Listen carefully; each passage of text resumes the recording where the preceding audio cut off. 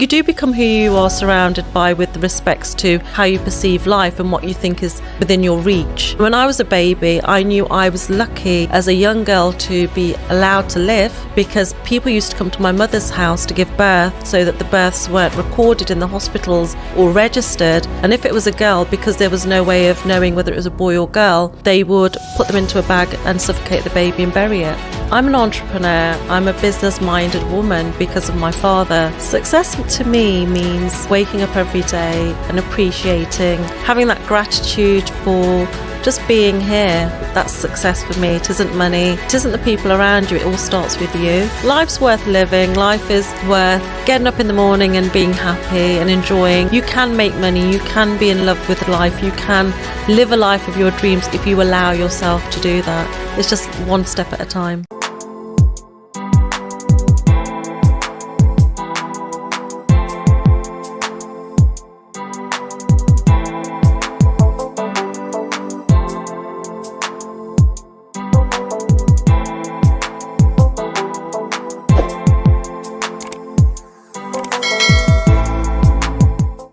Hello and welcome to this episode of the Need to Succeed podcast. Now, as I always say, this podcast is designed to bring on phenomenal, incredible entrepreneurs and just really understand their journeys. Because oftentimes what happens is two people go through the exact same thing. And one person decides, because of this situation, I'm going to go on to have phenomenal success and change my future, change my generation's futures. And another person decides because of that same situation, they can no longer achieve the things that they want to achieve in life. Now, what is the difference between these two people? That is exactly what we look to unpack on this podcast. And today, we have got an absolutely incredible guest. A little bit different, but an absolutely inspirational lady. The first time I heard her speak, I was just completely taken off my feet. I could not believe what I was hearing, and she was so inspiring. I had to get her on to really send and show you the inspirational message that she's got to share with the world. Now, through her adversity, she's actually been able to go on to work with some of the greatest minds on this planet. She has spoken on some of the best platforms, such as the TEDx platforms, and has also gone on to coach the heavyweight MMA champion of the world, Mr. Francis Ngannou. Ladies and gentlemen, please join me in welcoming Nina.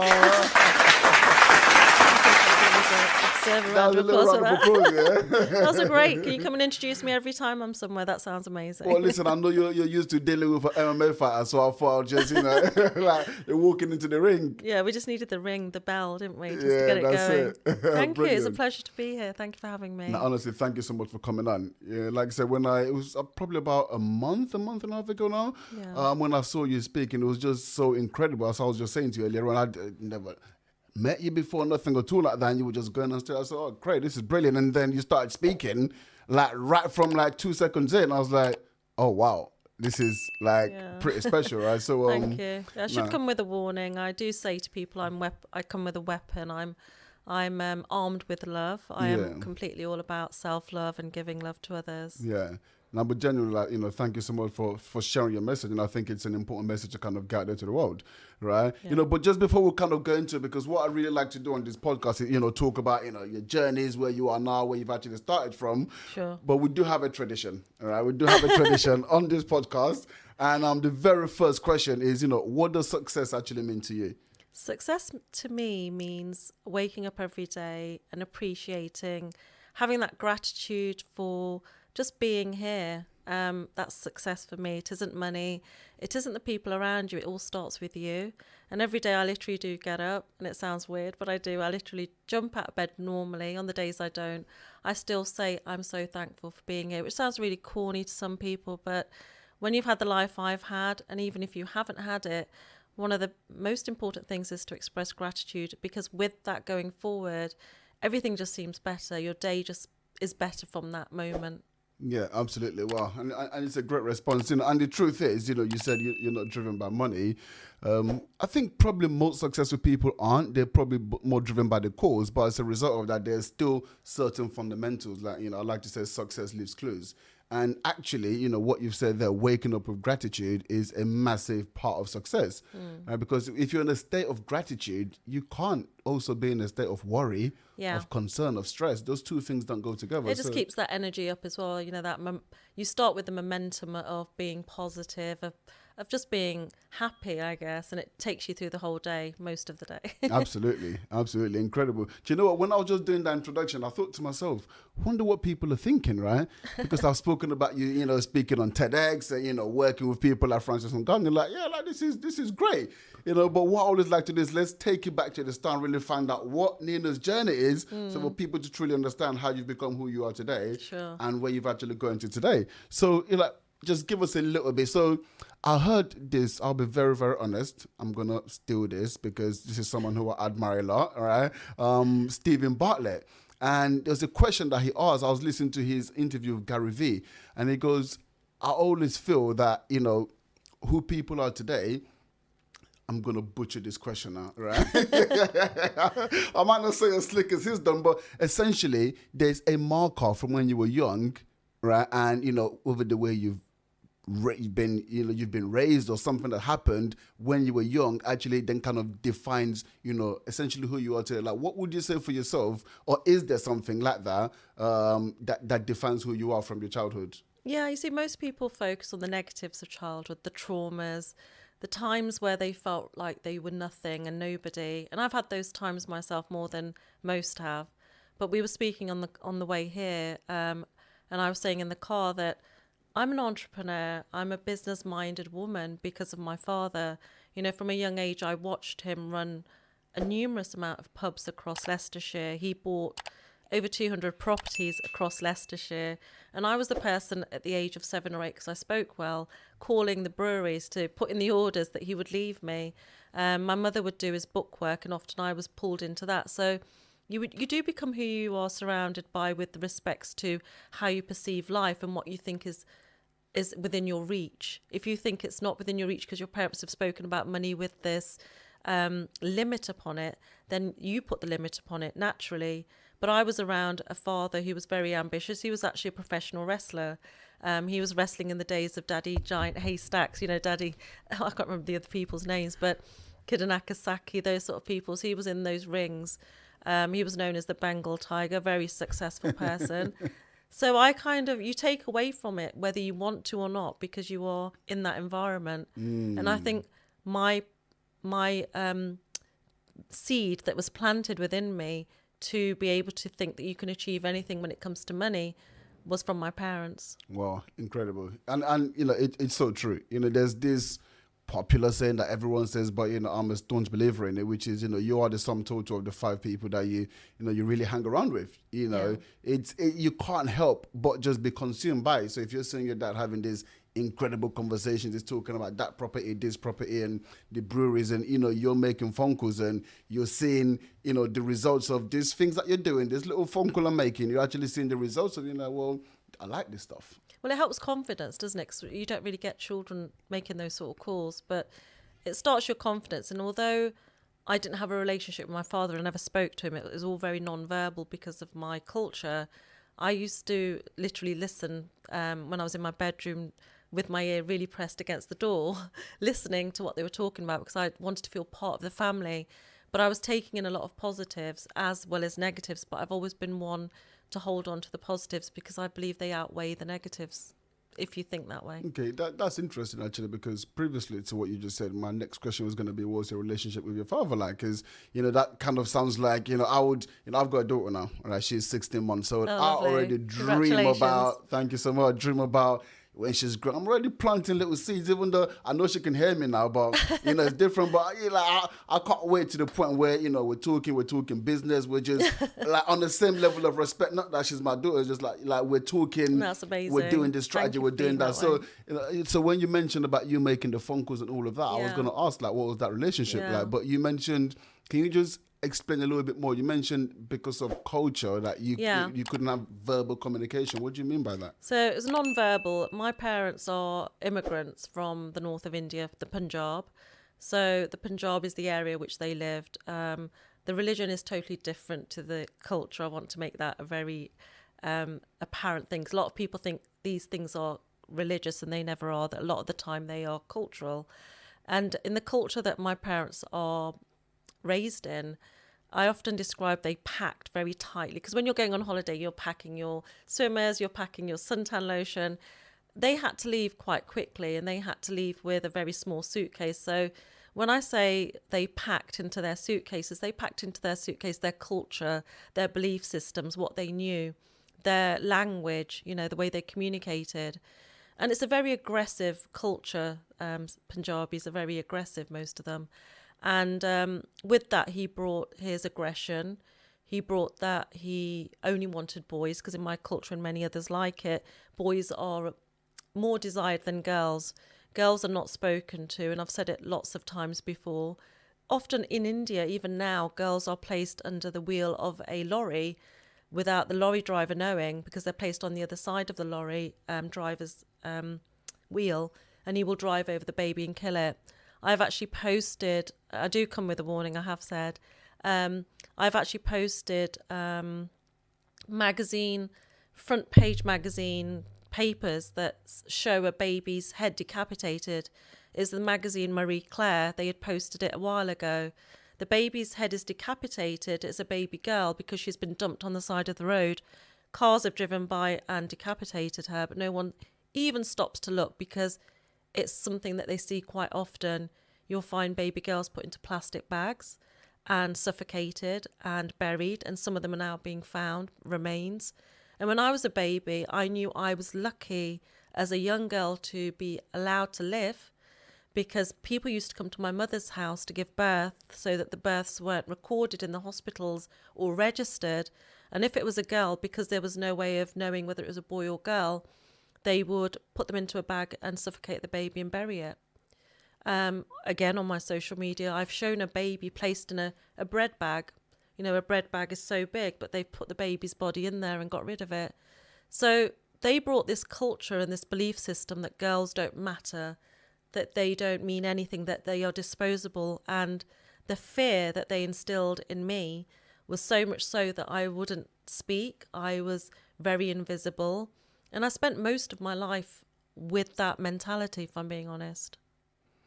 Wow. So, just to get some clarity around this, so were you born in the UK? Yeah, I'm born and raised in Leicester, which is in the Midlands. So this context you're talking about, maybe not the driving in the road, but there's babies being put in bread bags. This is happening here in the UK? It's happening in the UK. It has happened, and it's still happening. Wow. And I've spoken at Scotland Yard about it, and in Scotland Yard, I suppose I held them accountable, because I don't fear anymore. I don't fear what people think. I know what I am myself. I know how much love I hold. And I know that I'm honest. I know that everything I say comes from a place of truth. So I stand in my greatness. I stand in my truth. And I stood at Scotland Yard with the head of Scotland Yard there too, who was left without being able to say a word after me, because he was supposed to come on to say a few words, and he found it very difficult, because I believe in holding people accountable. If you do something wrong, you are accountable. And the police know of these things, but they turned a blind eye back in the 70s, 80s, 90s, because it was difficult for them to deal with the community. And they know this, and there's a lot of girls that have been killed down to honour killings, and the police haven't supported them or helped them, even when they've gone into the police station to say, I'm going to get killed by my parents. They haven't helped them, and then later on these girls have been found in a suitcase, chopped up sometimes. But the problem you have is, what about the girls that are not found? What's an honour killing? An honour killing happens in the UK, it happens in America, it happens all across the world. It happens from cultures such as the Middle East, Asian cultures and African cultures, whereby parents will kill a child, normally a girl, if they feel that she or he has brought shame upon their family. So there's a stigma. So my thing was, I had left an arranged marriage, a forced marriage. So when I went back home, expecting maybe they would want me to live with them, they tried to kill me because of what everybody in the community was saying. Wow. So, okay. So I'm just trying to process, what you're saying. So an honour killing essentially is just someone's feelings. They feel like, they've been dishonored, essentially. So Yeah. the response to that is to literally murder. This is happening here in the UK. Yeah, I suppose the simplest form I can put it in is if you and I went to a business meeting and I embarrassed you, how would you feel? You wouldn't like it. You would feel, why did she do that? And you may even evoke some anger in you. With Asian parents and African, as I said, and the Middle Eastern parents, they have this stigma that their children belong to them. Whatever their children do is an impression of who they are. So if a child leaves an arranged marriage, or if she wears something that shows her cleavage or her arms, or if a son decides he wants to be with another man and he's not going into the sexual orientation they want him to, they believe that they are being disrespected. We call it izzat, which means respect. And as I said, they will draw blood. The most prestigious way to kill somebody is to behead them. And I have threats day in, day out on my LinkedIn, on my Instagram, saying you will be beheaded, not just by my family, by people of these cultures, some even in Africa, because that is the highest form of maintaining that respect.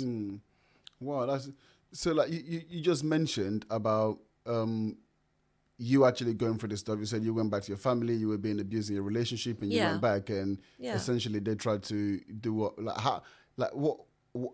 Obviously, you're here today, which is we're thankful for, and thank goodness for that. But when you say they've tried to, is it perform an honor killing? I don't even know what sort of verbiage to use for the it. word honor killing is just another word for attempted murder or murder, really. But when you call it an honor killing, the sentence time is shorter because it's called cultural. It's a cultural act. So I don't think they did it intentionally, or maybe they did. I don't know, but they do get away with less time in prison. It's quite hard to imprison them for just plain murder, which to me makes no sense, which is one of the things I raised at Scotland Yard. I was born into this family, obviously not knowing anything, and I was a happy child, I'll be honest, even though I had no interaction with my parents. I was told to stay in my room at all times 24/7 unless I was called.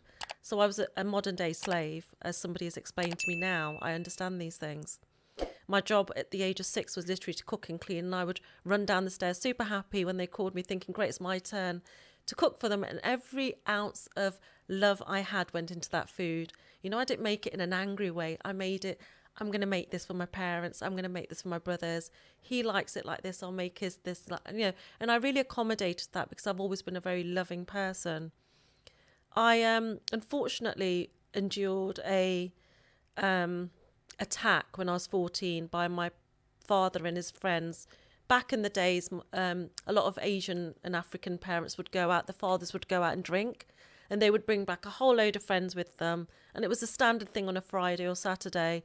But my job was to always do the cooking. So if he came back, and I would call them uncles because they are my uncles. We're not related by blood, but out of respect, and you understand this, we don't say names, we say uncle or auntie. So he would bring them back, and they all knew me from a very young age. And now I was this teenager, growing up, very awkward really with my feelings, because I was starting to develop as a woman, and nobody had sat down to explain to me about periods, because no one talks about these things in my culture, and many cultures like it. It's a taboo for some reason, which doesn't make any sense. There's no openness. There's a lot of shut down conversation. And this particular night, and this is what I say a lot, and I've repeated this over and over again, we have this mechanism within our bodies. Our gut will always tell us whether somebody is wrong or right, somebody is lying or telling the truth. Our gut will always tell us if we go into a room that we shouldn't be there or we should be there, or if we're at danger, or if we're not going to feel well after eating something. We have this instinctive switch that almost tells us. And that night I knew that it wasn't going to end well. And unfortunately, when I was called in to clear the dishes, my father grabbed me by my wrist, and I kept my eyes wide shut as I describe it. But I knew every man in that room by their smell. By their voice. And they raped me over and over again. And I was left for hours until I passed out. And one of the perpetrators came forward when I was 15 to resolve a problem that we had, because to have an arranged marriage, you have to be a virgin. Otherwise, you can't get married. And I wasn't. And my father told me it was my fault, which I believed. And he was the same age as my father, but he said, I've got a solution. My son's dating an English girl and we don't want the community to know about it. So if she marries my son on paper, I can have her and she could be my servant and my wife will be okay with that. And that's what happened. So I was traded. My father and him did this trade with money. Effectively, I was sold to him to keep a secret, which I only admitted to myself a couple of years ago, to my best friend. And by speaking out about it, I've realised that this stigma that people have when they're abused shouldn't be upon them. It should be on the people that have carried out such a horrible act. It should never be on the victim, because that's what I was. I was just an innocent child. But that changed my life because I was forced into a child marriage, and then I was forced into living with somebody who raped me every day, and he would tie me up with metal coat hangers and leave me naked just to torture me almost. And it was a real case of I was literally hanging on to life. I didn't want to be there. Eventually and my room was downstairs, they were all upstairs. It was a very odd setup when I look back at it now, but I accepted everything, because when you don't know, you just go along with what you're told and you think that is normality and that you don't deserve any better. And when I'd had enough, because people at work, so I had a great job, from a young age I was very ambitious, and I was one of the first people of colour to work in British Telecom. They weren't employing people of colour. But my father, who had moved into this very British area, very well-spoken area. At what age did you get your first job? 17. So you'd been in this arranged marriage situation for 2 years? I actually got married when I was turning 16, 17. And they were very greedy. They weren't from a wealthy background like my parents had created. So they wanted me to work not one job but two, which was to their detriment, really, because I was being exposed to people. And I hadn't ever watched television. I had never listened to the radio. I wasn't allowed to do these things. Suddenly I was allowed to go out and I could see things. I could speak to people. I was learning about cultures. And at British Telecom, it was partly because I needed to give them what they wanted.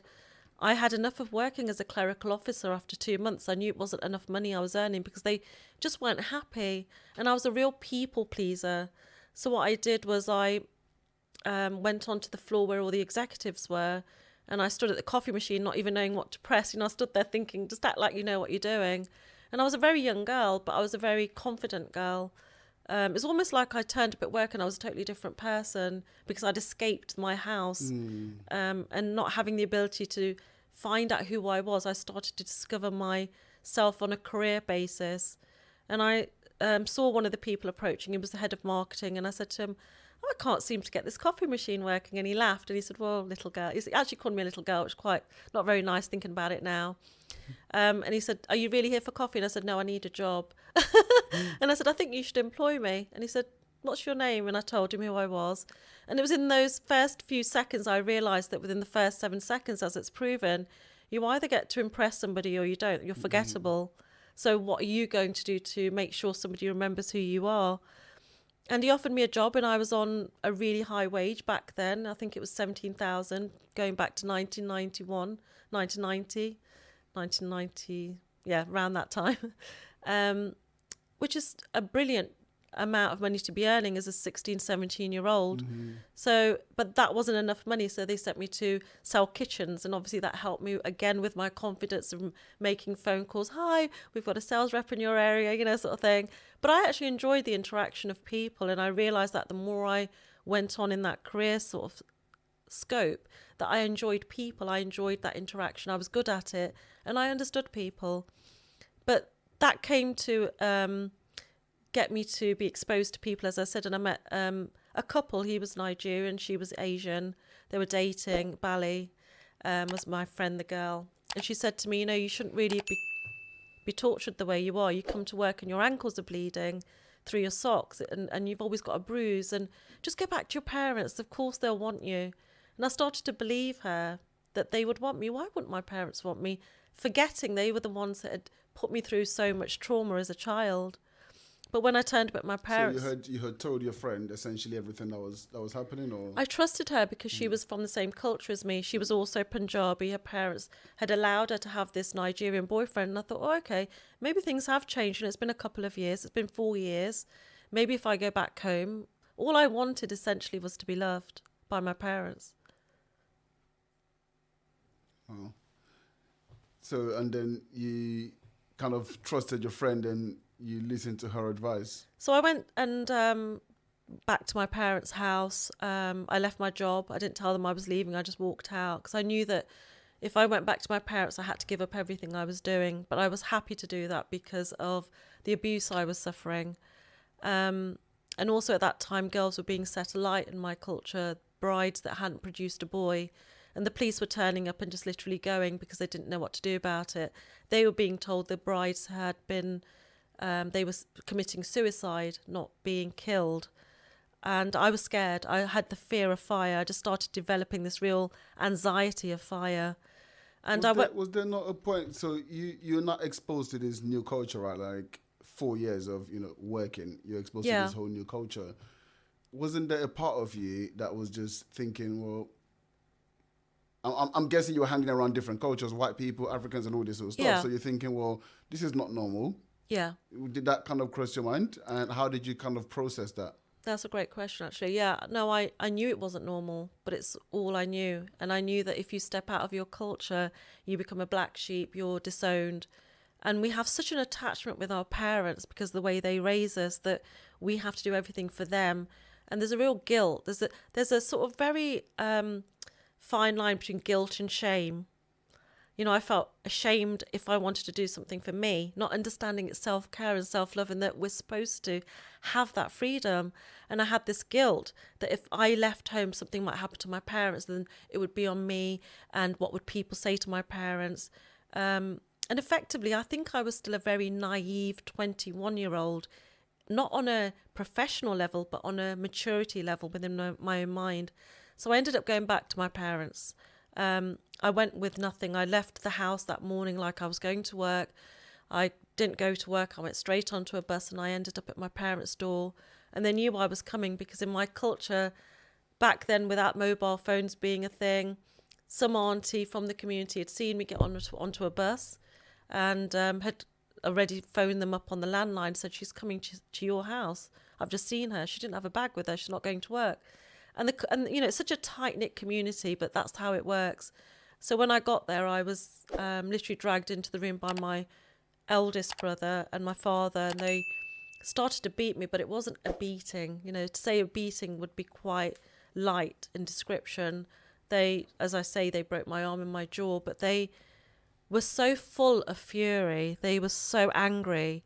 They had thrown upon me as I fell so many insults about me being a loose woman, being a person without any values, no graces. They were crushing me mentally as they were crushing my bones. And they did break a lot of my bones. They caused a lot of physical damage. And when I did fall, as I described, they stamped upon me and they kicked me. And my father had his foot to my throat at one point, wanting to end me. And it's at that point I really believe I left my body, because I remember feeling nothing. I remember feeling nothing and almost seeing myself from the outside in. And I remember saying to myself, is this it? Is this when you go, Nina? I remember saying it to myself very clearly. But something or someone said, not yet. And I remember going back into that body and watching the pattern on the carpet, because we had these swirly patterns, and I watched my blood literally being absorbed by the carpet and the pattern, and I knew what they were doing, but I didn't feel anything anymore, and I passed out. Wow. Like, how are you processing? Because, these are people, because, the very fact that you wanted to go back home, these are people where I would imagine, irrespective of everything that happened previously, that you still had love for people you still loved, like this, your siblings and your Yeah. father. You wanted to go back home to where you felt the safe environment. I mean, getting there and were being greeted with that, like, do you remember how you were feeling? Like I don't even know if that question, because I can't even comprehend, right? So like, do you remember how you were feeling, or were you even able to feel in those moments? Again, guilt and shame.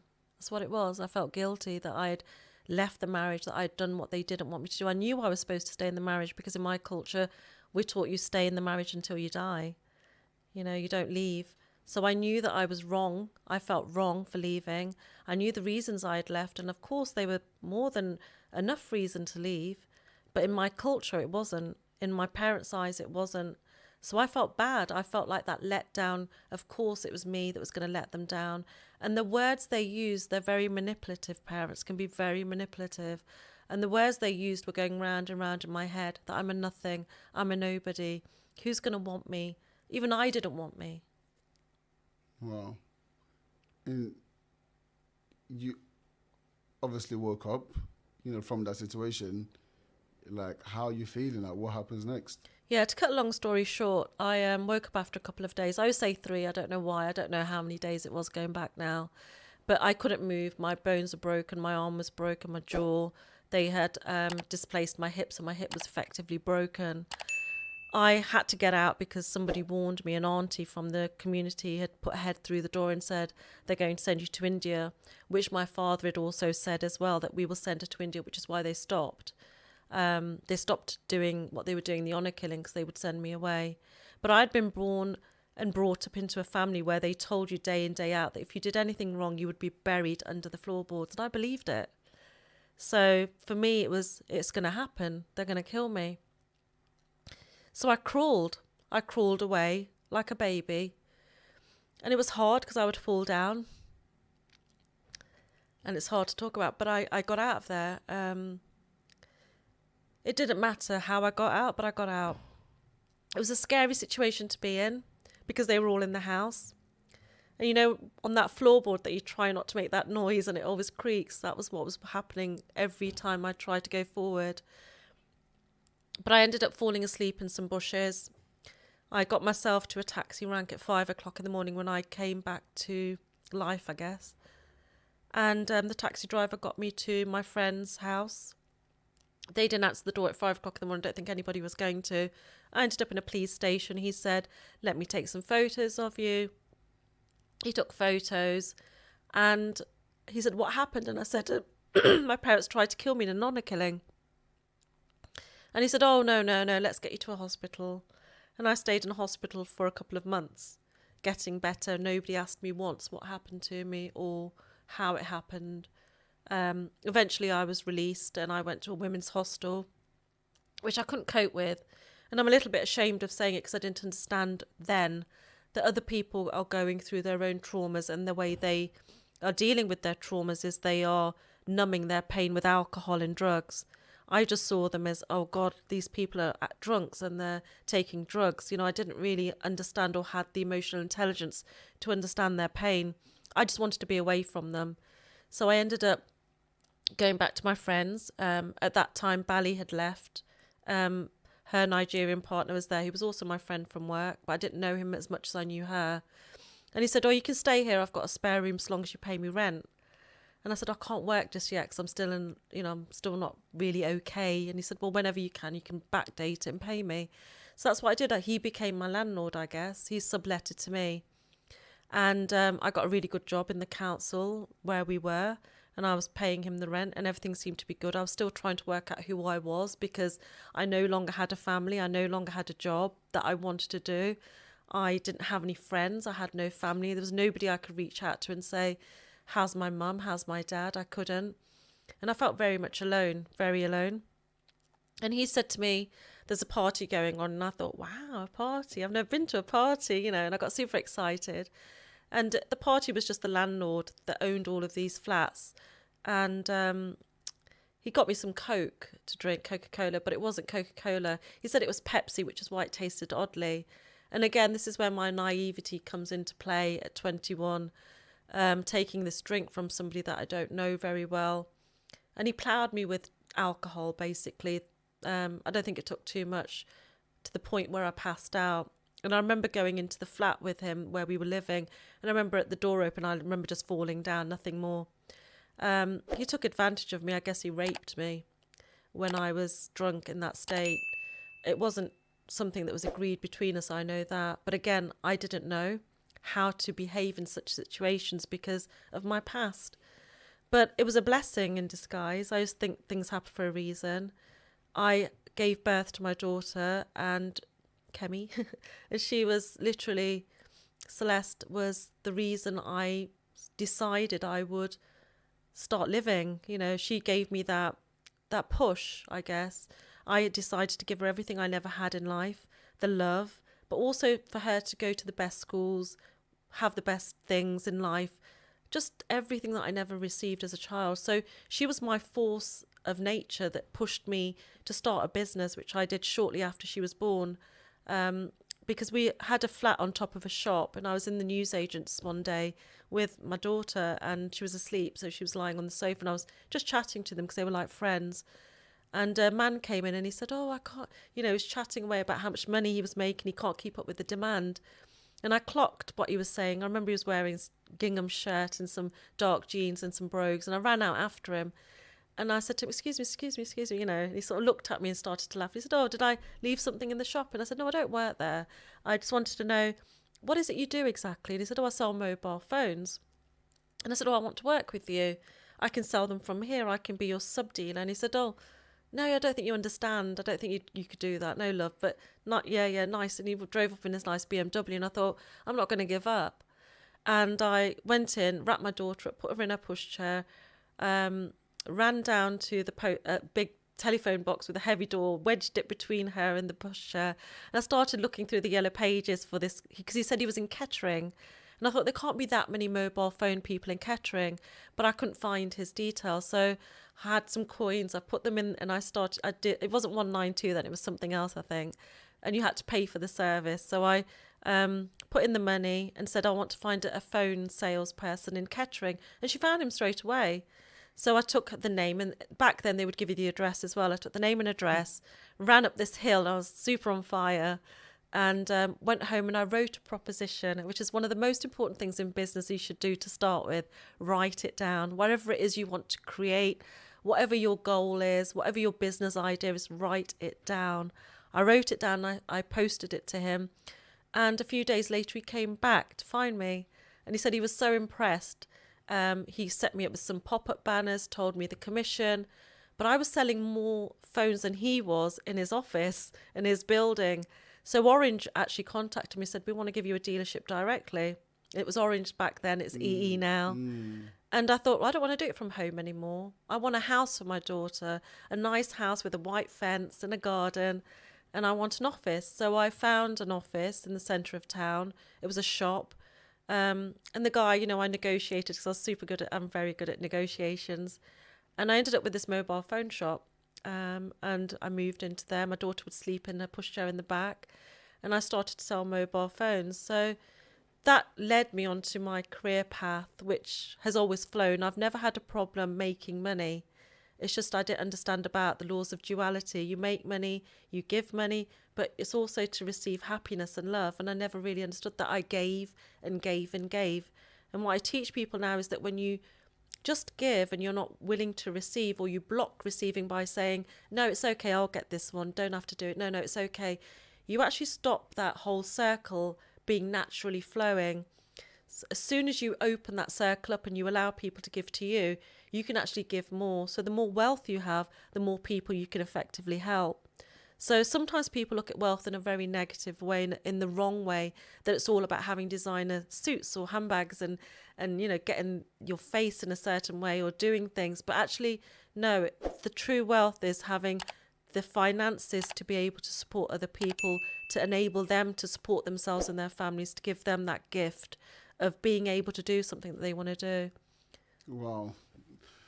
So powerful just to think about, something happening, like having a daughter, which I understand because I've just, had one of my own. So I can understand that. Do you remember how you felt? So initially, when you found out that you were pregnant? I was scared. I was ashamed. Again, the shame and guilt came in. What will my parents do if they find out, especially with an African person, a black person? I'm going to say it as it is. Because in my culture, they have tiers of who you can marry. You can marry somebody from your own culture. You can marry somebody from your own culture from a different caste. And then you can marry maybe a Hindu.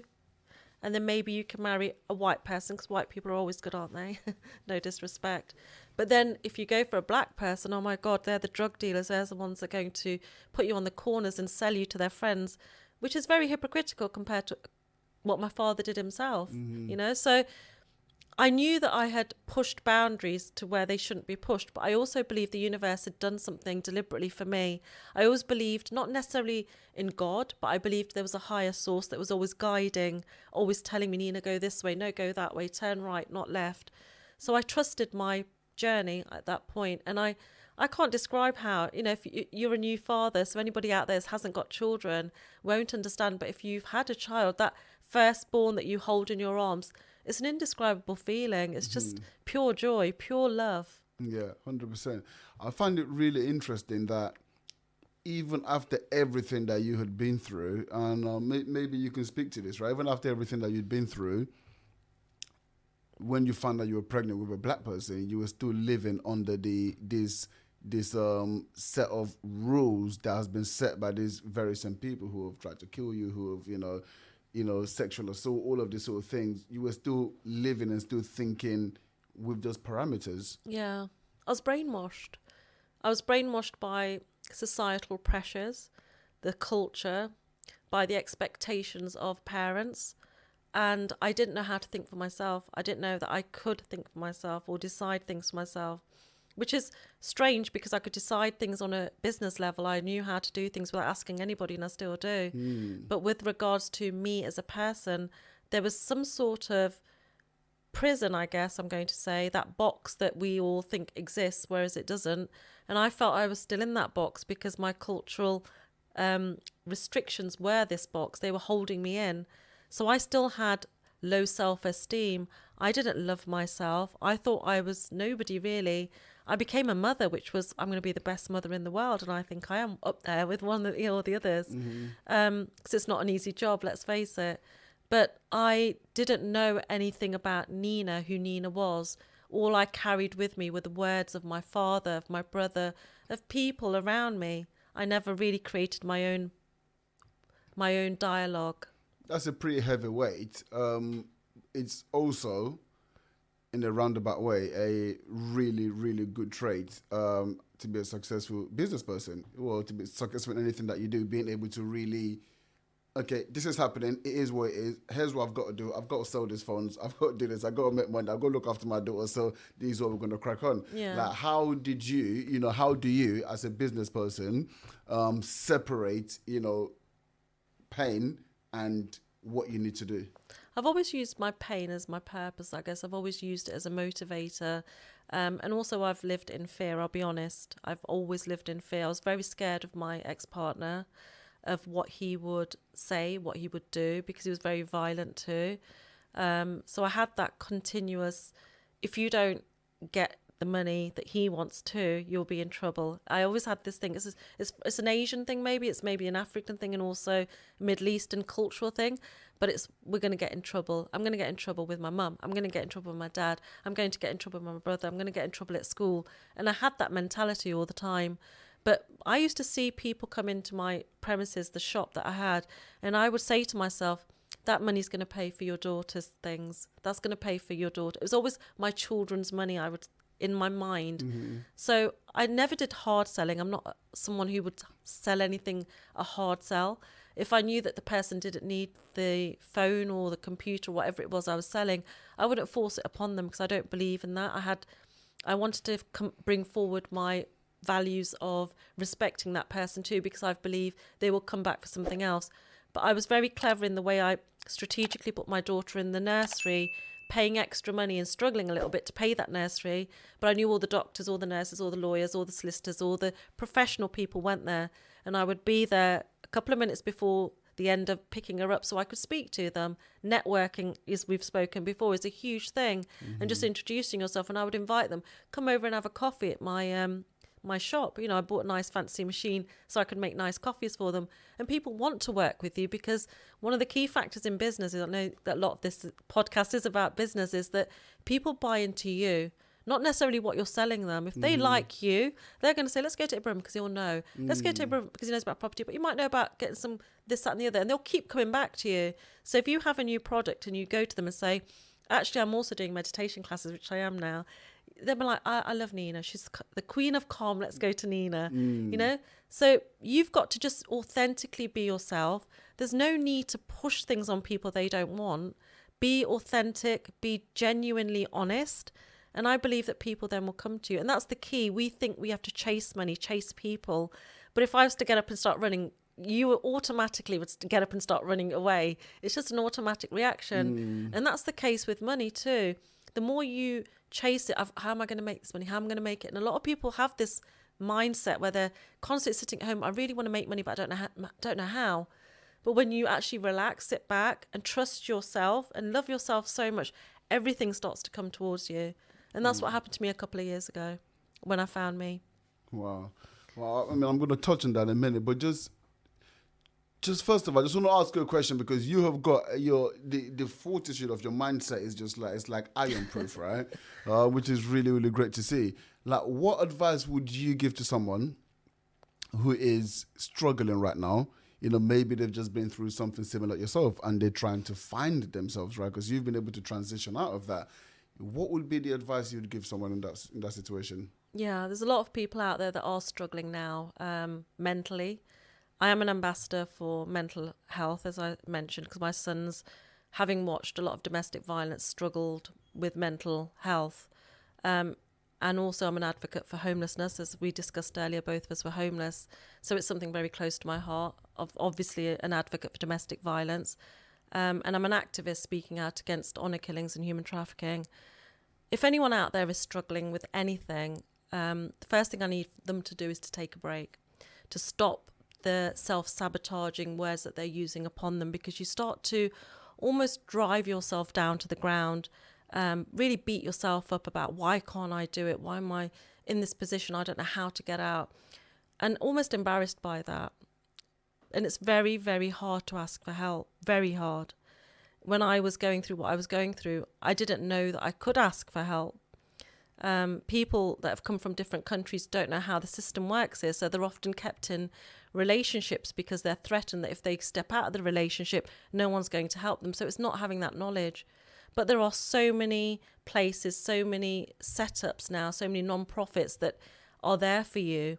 If you don't have a family member, if you don't have a friend, if you don't have anybody you trust, and it's hard to trust people, you have to find someone, a helpline, somebody that you can just go to and ask for help. And it's not just on those people. I always say that if you watch an injustice or a crime against humanity, you're part of the problem, not the solution. So if you see somebody smacking his wife across the face and do nothing about it, that's on you too. If it's a neighbour and you watch that same woman coming out with cuts and bruises, or a man, because it happens to men too, that's on you because you're just ignoring your neighbours. Whereas the olden times, people looked out for one another, the villagers looked after the children. So why don't you make a discreet call? Why don't you ask that person when they're on their own, hey, are you okay? And actually listen to them, give them actual time, not to give them an answer, but to hear what they're trying to tell you. And there are so many unspoken words that go between people, that eye contact. You know, when you're in a club when you were young and you were flirting with someone, the first thing you do is look at them. You don't speak to them straight away. It's that eye contact to say, oh, they're looking at me, she's looking at me, she's looking at me. And there's the same thing with communication. We communicate to one another because we're spiritual beings. These are just bodysuits that we're imposed upon, you know, we're trapped almost in this suit. But we're spiritual beings, so as soon as I come close to you, you will know whether Nina needs something, facial expressions, body language. And, you know, as a humanity, let's start reaching out to one another and helping them more. But if it's you and you're struggling and you feel like you're not seen, not loved, I want you to start with saying, who cares? I care. I care. There's one person here that cares for you, and there'll be a lot of people around you that care about you. But you don't know that because you're not asking them or you're not reaching out. So be brave and ask for help. Wow, incredible. Great advice. Great advice.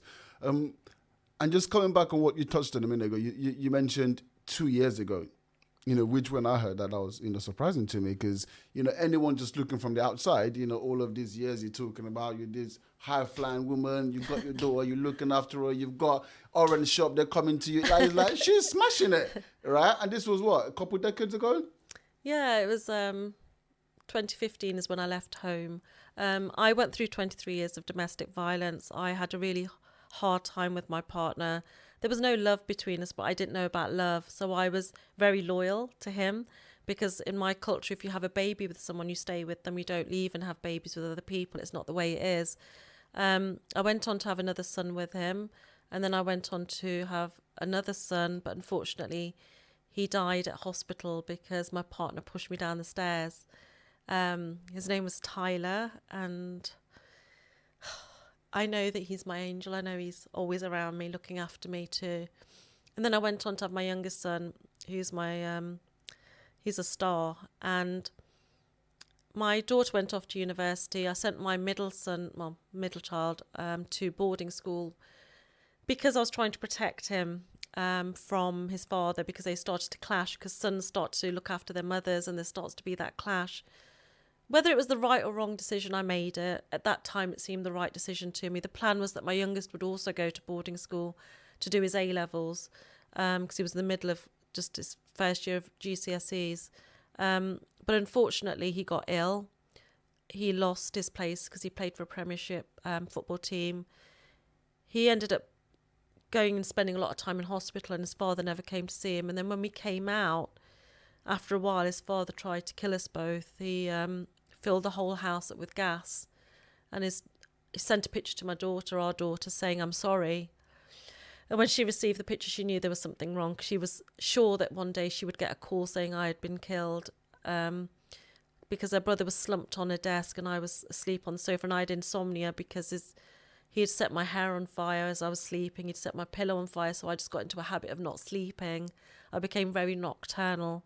He would lock our doors at night at 11 o'clock and open them at 5. So they became like my times of, I would automatically wake up at 4:30, knowing the door was going to open, or I would not be able to sleep until 12 because I knew the door had been locked, and I always had that nervousness around me. So she knew there was something seriously wrong. And when she rang me, she rang. She ran out of the lecture theatre to ring me. I eventually woke up, and when I did, I went to the kitchen because my throat was so dry, and I realised he'd switched on all the taps. So it was literally an explosion waiting to happen. And we were removed very quickly by social services, and the police were involved. It was a very high-risk case. We couldn't prove anything because we couldn't prove he'd put the taps on. But I ended up becoming homeless because of that, and I ended up having to move over 200 miles away to where I am now so that he couldn't get me, because I was constantly in and out of court getting non-molestation orders because he wanted to kill me. So I still had my family after me trying to kill me, and then I had him as well. And moving away was a real break, if I'm being honest, because I was suddenly in an area where nobody knew me. And I do this thing called grounding, where you take your shoes off and you stand on grass. I'm a country girl, so I had to have a house with some garden. And I was standing in the garden one day without my shoes, doing my affirmations, which are hugely important. If somebody out there isn't doing them, please start doing them. Because if you keep saying, I am beautiful, I am strong, I am truthful, you become that thing that you keep repeating. And I was doing my affirmations, and suddenly it dawned upon me that everyone had decided who I was from a young age, that I was too fat, I wasn't pretty, I was too ugly, all the words of my ex-partner, that I was stupid, my father telling me that I was just a girl, that I was nothing, I would never become anything, I was always going to lie in the gutter, which is where he said I ended up. I decided to let all those words go and let that heavy weight off my shoulders just be lifted. And I decided today, I'm going to be what I say. And the words I changed, and I changed, fat into fabulous. I changed stupid into a star that shines. I changed every word that they had ever said negatively. And I still do that when somebody says something in my head. Every time they repeat that word, I don't hear the word they're saying. I hear the word I've replaced it with. And I think that's a great thing to do. But I discovered me. And with that, slowly, I started to love myself more and more. And people think, that if you say you love yourself, that you're arrogant, that you're egotistical. But actually, that's when you let all of that ego go. I loved my parents and I still love them. There's not anybody that I hate, if I'm being honest. Despite the things they've done, they've taught me such valuable lessons that I couldn't have picked up in a textbook or at a university. So I love everything about me because they've gifted that to me. And I just love myself. I love that I'm able to help people, that I have this endless amount of love that's sort of pouring out of me. I can barely contain it, so that I can say, hey, Abraham, take this love back for your daughter. And it's genuine love. Because I don't want anything back from anybody other than for them to see themselves as I see them, that they have that light within, that they can shine as brightly as they want to if they just allow themselves to do it. Wow. I mean, do you speak to your family now? I don't speak to them because I'm threatened by them all the time. I don't speak to them, but I don't wish them any harm. I'm very proud of my father and my mother and everything. Why is that? Father, I'm proud of them because, to come from a country and start anew in a new country is difficult. I'm proud that they survived that. Birth itself is such a difficult thing to survive. So we often forget sometimes little wins. Excuse me. And they have got a lot of little wins. I don't respect them. That's the truth. I don't respect the way they've treated me. My father went on to have a daughter out of wedlock. And in the same year that I became homeless, he abducted her and sold her to human traffickers in India. The police weren't able to prove that his daughter, my half sister, she was 6 years old. Sorry. Yeah. I was really scared when they tried to kill me, so I can't imagine how she felt when he took her away and left her somewhere. I still have hope because I work with a human trafficking organisation that she'll come into my life, and if she does, my arms are open wide. But I realise that all those girls that are subjected to gender-based violence are my sisters.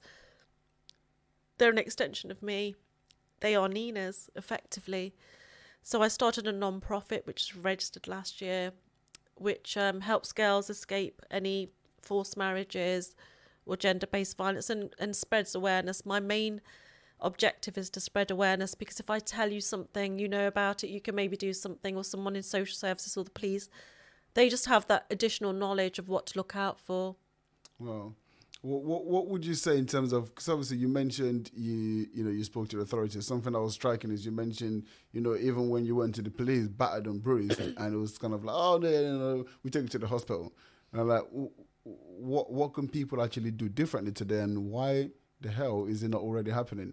Yeah, unfortunately, it's still going on. I think you have to take it upon yourself, unfortunately. People, there's always these quotes you see that she looked for someone to save her, but she had to save herself. And I think there's so much truth in that. If you start to say no, that's a big thing. It's not going to be easy, but there's so many times I could and should have told my ex-partner to leave.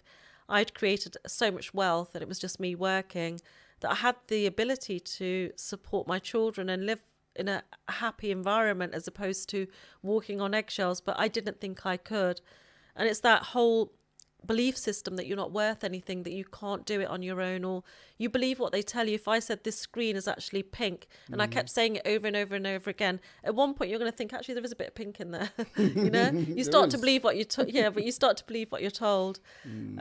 So if someone out there is being told something but they know it's not true, start trusting your own instinct more. And again, it's that gut reaction again, that's that warning system that can save you.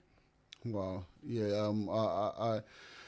I really couldn't agree more. It's such a powerful story and a powerful journey, but the truth is you've been able to really go on. And like you said, you had this strength in you the whole time, but it's really more about getting that confidence. So what triggered that 2 years ago? Was it that moment of affirmations in the garden? But how did you suddenly just say, actually, you know what? Like, it was being away from everyone. And also, I believe you are my mirror.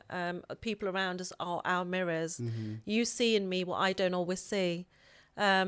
And I stumbled upon some MMA fighters a couple of years ago who were in London staying at the Hilton, I think it was in Canary Wharf. And I was in that area having a drink, and we all were in the same bar, and there was a fire in the bar and we all had to come out. And I thought it was a good idea to get into the fire engine because I'd had a couple of drinks, and I'm sort of reliving my childhood that I never really had. So I'm a bit mischievous at times. And somebody took me out of the fire engine because nobody else could get me to leave. And it was this huge 6'4" chap. And he put me down and he just said, "I really like you." And I said, "Okay." And then we ended up spending time from, I think it was 8 o'clock that night till 11 o'clock the next morning. There was him and 11 other MMA fighters, UFC fighters, women and men, talking. And they just couldn't believe how much sense I made. They just were quite taken back by, they were throwing questions at me and complaints and traumas. And I could actually pick up on a couple of the people and what trauma they had faced without them telling me, to a point where he searched for me on Instagram, connected with me and said, "I would like you to coach me." So we connected and we spoke and we became friends. And, he was my first client. And I said, "Well, what would you pay me? Because I can't keep doing this for free." And he gave me a very big sum of money per hour. And I thought, this means I'm worth this. And it was a couple of years ago I started to see my actual worth. And people are scared to ask for money. People are scared to say, "I'm going to coach you, but I need money." I was in a situation where I needed money. He paid me quite a handsome sum, and I used that to go forward knowing my own self-worth. Wow, incredible. So you kind of felt like, well, actually, I need money, you ask, and then him actually saying, "Well, I'm going to pay you this much," made you realize, well, I must be worth this much. Because a lot of people, as you mentioned, especially in business, especially when you're starting out, people tend to undervalue themselves. And I always say, like, when you're starting out, actually, the amount of value that you should be looking to give to the marketplace should be more than what anyone else wants to give, because you're more flexible, you're more nimble, right? You can actually work around someone, which means actually you're providing more value to those people. So you shouldn't be scared to actually ask for more, because they're not going to get what you're offering from anywhere else, right? Well, there's only you, there's no one else that's like you. And, you might give some advice and people might resonate with you more, and I might give advice and they might resonate with me more. So everyone has different needs that need filling. Incredible. Like, honestly, it's been such an incredible conversation with yourself. I was just saying, like, I feel like I could probably go on for another hour, right? So maybe we should try to do this again for sure. I know you wanted to get to 100 podcasts, and you're 80 at the moment. When I first started, I had no idea what I was doing, and I started to do podcasts, and I was begging people, "Please, can I be on your podcast? Please, can I be on your podcast?" And everyone was saying no. And I would send out 20 to 30 messages a day on LinkedIn. I would send out more on Instagram, and I would just continuously send them out, and I would be rejected every day. And it took a good 6 months before the first person said, "Oh, I'll have you on mine." And now I'm having people come to me and I'm saying, "Actually, I'm not going to do any more because I said I would do 100. When I get to 100, I will stop." So it's been a really good journey. There's a lot of messages out there. The whole purpose of me doing these podcasts were to get 100 messages to 100 different audiences, so that somebody out there might find a little nugget of wisdom or some love. I feel like I said, if I had the perfect job, as I keep saying, I would be a postman or postwoman. I would write love letters to everybody and say the letter, when you read it, and you would manifest those words into a reality that you are worthy. You can do anything you put your mind to, that I see you, So it's just having someone sometimes remind you or remind us of our worth. Well, yeah. Couple really great lessons there, what you just finished on, but also just, persistence. And sometimes when you're starting off, it might seem like you're just working extra hard and you're not really getting the results, but you're planting seeds. But also when the opportunity comes, you are so ready for it, because this might be the only one I've got, and then before you know it, you create enough value because you're so ready. You go out there and just demonstrate your value. People now actually want you and they want the service that you got to offer. So it's a really, really good business advice there. And you know what? Life's worth living. Life is worth getting up in the morning and being happy and enjoying. And you can make money. You can be in love with life. You can live a life of your dreams if you allow yourself to do that. It's just one step at a time. Incredible. Well, look, we have got, I didn't say at the start, there's actually 2 questions as a tradition, right? The first one you've answered, and now we'll wrap up with the final question, which is, just kind of looking at where you've come from. Like, it's so inspiring too, but also it's not just about that, it's what you've been able to achieve and, the mindset it takes to be able to sort of marry these 2 things. So like today, what is your need to succeed? My need to succeed, I'll get the words out. My need to succeed now is to enable others, to empower them so that they can stand in their greatness too. Wow, I can tell that's something that you've got written down somewhere, because you just reeled that off. Like that was like no, but that's No, I super don't do important. that. But it means it's a purpose. It's very, very clear, and that is something that is burnt in your heart and burnt in your head, because you just generally when I ask that question, people they take the way they think about it. They think, okay, oh wow, good question, and they kind of go through. But you're just like, bang, this is it. Do you know what I mean? So that is No, I believe that you should be living to serve others. It should be a way of life. It should just be the way it is. That I have so much enjoyment seeing other people succeed and be happy, to be enabled to have the ability to take off literally a weight off someone's shoulders enables them to go and do whatever they need to do and be happy with it. And that is extended to their family, to their partner, to the people that work around them. So it's like a domino effect. And I'm blessed to be able to do that. No, Nina, thank you very much. Thank you so much. Thank you for having me.